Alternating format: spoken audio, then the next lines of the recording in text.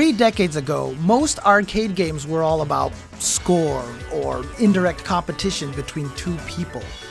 Today, head-to-head fighting games are a popular genre and also happen to fill sports stadiums with fans ready to watch high-caliber play. While Capcom's original Street Fighter obviously didn't feature all the bells and whistles of modern fighting games, it undoubtedly laid the foundation of what was to come.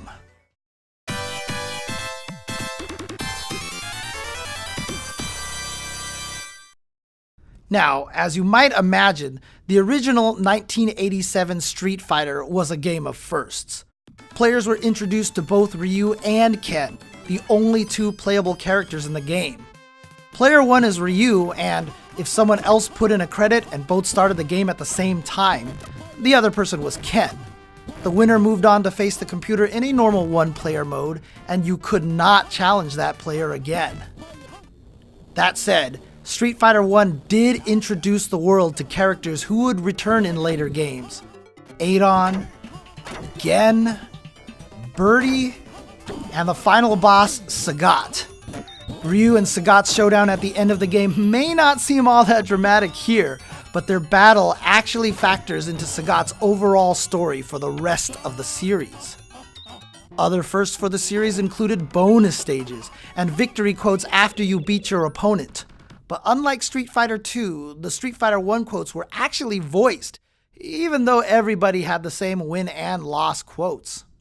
Brooklyn, but don't forget Germany gold, thank you all over the world. Ryu's 3 iconic moves have been here since the beginning: the Hadouken, Tatsumaki Senpukyaku, and Shoryuken.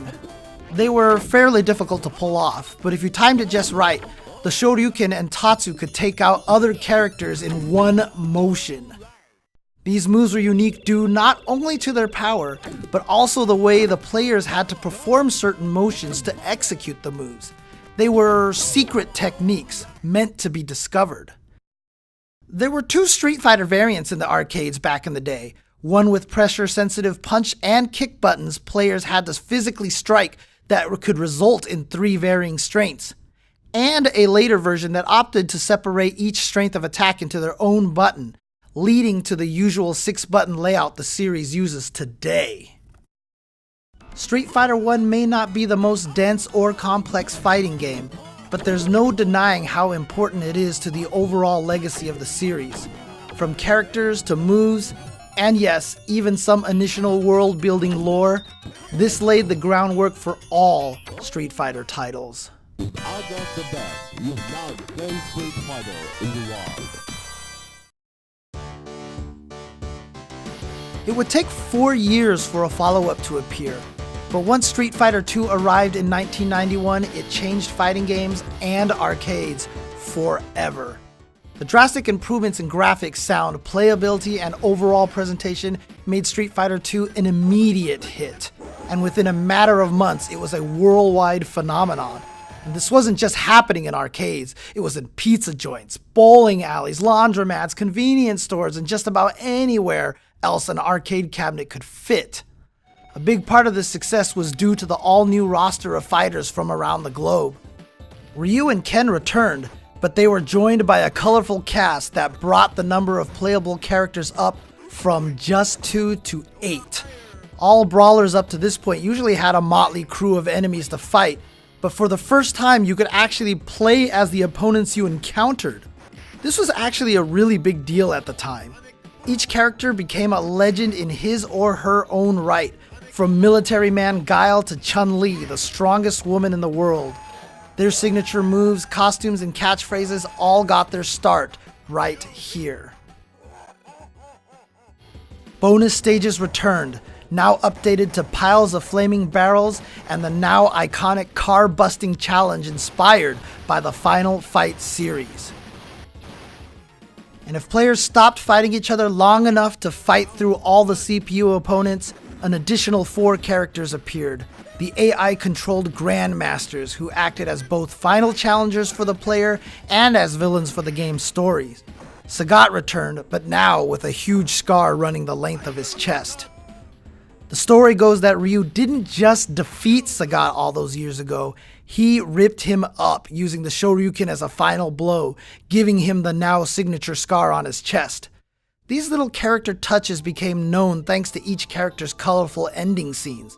It's here we learned how Chun-Li and Guile both have similar agendas to find the evil final boss M. Bison, and that Blanca used to be a normal human boy. These series of plot points from each character formed a timeline of events, and thanks to Sagat's storyline, we knew that Street Fighter II took place after the original game. While the visual updates to Street Fighter II were substantial, the gameplay enhancements were on a whole other level. Just as Ryu and Ken had special abilities in the first game, now there were 6 other fighters that players had to explore.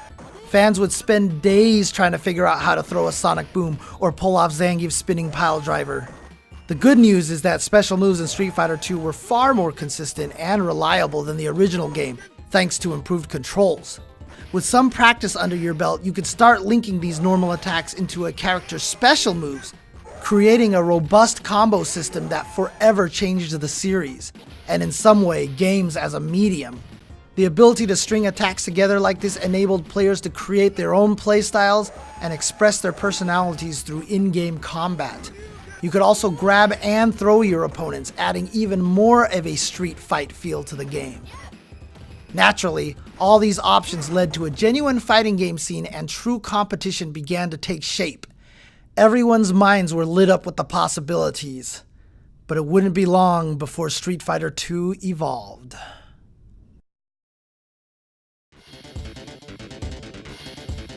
Street Fighter II Champion Edition released in 1992 with 2 huge updates. First, the 4 boss characters from the original version were now playable characters, bringing the playable count up to 12. Players could finally control Sagat, as well as M. Bison, the final boss of not just the original Street Fighter II, but the entire Street Fighter II series. Balrog the Boxer and Vega also became regular parts of the game's ever-expanding roster. The second major change was the ability for 2 players to pick the same character. Before, if someone got to Dalsum before you, that was just too bad. Now, with mirror matches, you could have these reality-shattering battles between 2 Hondas, 2 Kens, or whoever your heart desired. There were many minor graphical changes as well, including character headshots, and some of the ending graphics saw updates too. Chun-Li's iconic blue outfit replaced her golden costume seen in World Warriors, and Ryu looked a bit sterner, for example. There were minor changes made, but Ryu and Ken received the first of many alterations meant to distinguish them from each other. As students of the same teacher, it made sense for their movesets to closely mirror each other, but here they began to develop their own styles. For example, Ryu's Hurricane Kick knocked opponents down in one hit, while Ken's hit multiple times. Over time, these two will really head down different paths. As players dug into this revised roster, they discovered that the end boss M. Bison was perhaps too strong, with devastating moves that could overpower other characters. When you play Champion Edition in the SF30 collection, be sure to give him a try. This wasn't the last time Street Fighter II would be updated in 1992, however.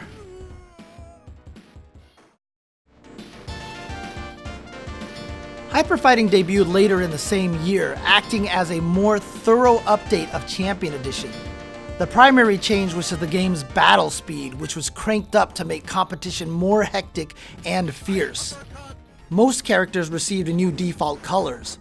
Check out Guile's blue camo, for instance. Further adjustments were made to the roster, with some receiving all new moves. Chun-Li could now throw a fireball, but this Kukoken is still a work in progress. Zangief received a second lariat that was much quicker and could slip through sweeps. This version of the game revitalized the competitive arcade scene in many ways. It was rebalanced based on feedback to Champion Edition, and new techniques were continually being discovered. The extra speed also added a new layer to the game that most pros really enjoyed.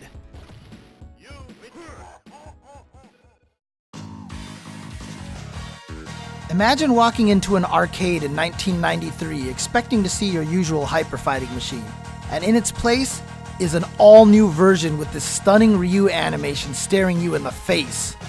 Super Street Fighter II was a dramatic reimagining of the game from top to bottom, with all new character profiles, ending screens, sound effects, background details, and best of all, 4 completely new characters. These new challengers have since become world-famous fighters on the same level as the prior 12.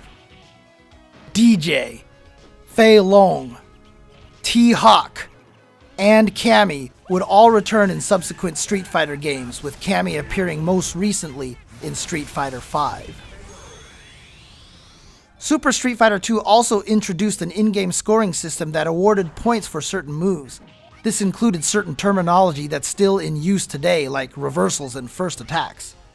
Obviously, 4 new characters are going to freshen up match potential and the overall health of the game. Each of the new characters brought something new to the table. Fei Long used his unique martial arts skills to deal rapid damage in ways players hadn't seen before. Players who loved grappling had another powerhouse to consider, the high-flying T-Hawk. Cammy, a British fighter with a mysterious background, offered a quick in-and-out play style. And finally, DJ used tactics to dominate both the ground and the air. But the main roster received a fair amount of attention as well. Ryu and Ken continued their divergent paths by receiving different fire-based attacks, with Ryu throwing a flaming Hadouken and Ken debuting his flaming Shoryuken, a character staple to this day. Chun-Li's Kikoken finally got its signature pose too. But the 4 Shadaloo bosses were especially enhanced, gaining many new moves and many new beautiful animations. The game speed was slowed back down to pre-hyper fighting levels, though this would be a temporary rollback. 1994 gave us Super Street Fighter II Turbo. Its spruced up attract mode integrated Cammy and Chun-Li into the mix, and near the end we saw the first glimpses of Akuma, who made his debut here as a hidden boss. It would take a long time for players to even discover that Akuma was actually usable as well, being selectable through an elaborate process on the character select screen, though this power-obsessed demon would soon become a regular part of the series. And as you might have guessed by the name, the speed had been jacked back up to hyper fighting levels, though it was possible to adjust the speed even beyond that. With years of adjustments and balances under their belt, the Street Fighter roster was already bursting with refined strength. But what could really push it over the top? How about super combos? All new devastating moves that could completely turn the tide of a match. And if you managed to finish off your opponent with one of these high-risk moves, you were treated to a sense-shattering starburst that told the whole room you just won. Super Turbo also brought us air combos, which allowed players to hit opponents in the air, then essentially juggle them into other moves or even super combos. This really changed the way the game was played. Air combos added a new element for players to explore, which helped define an all-new core feature for future fighting games. At this point, characters had changed quite a bit since the original 1991 Street Fighter II. Super Turbo acknowledged this by offering the older versions of each character, which provided even more playstyles and options. One interesting result of this move was that the original version of Sagat within the world of Super Turbo turned out to be one of the strongest characters in the game. He was even soft-banned in Japanese tournaments. There is no doubt about Street Fighter II's place in video game history, but it's more than that. Its impact on popular culture is undeniable. Most people still remember Ryu and Chun-Li. The series ended up in well-known lines of toys. It had TV shows, movies, and more product tie-ins than you can Shoryuken your fist at. Its characters, music, and visuals are known the world over, including Guile's original theme song becoming a popular internet meme even just a few years ago. But after 30 years since the first game, and more than 25 years since Street Fighter II, perhaps the biggest testament to the Street Fighter II series is that both Hyper Fighting and Super Turbo still command healthy tournament presences all around the globe, even decades later.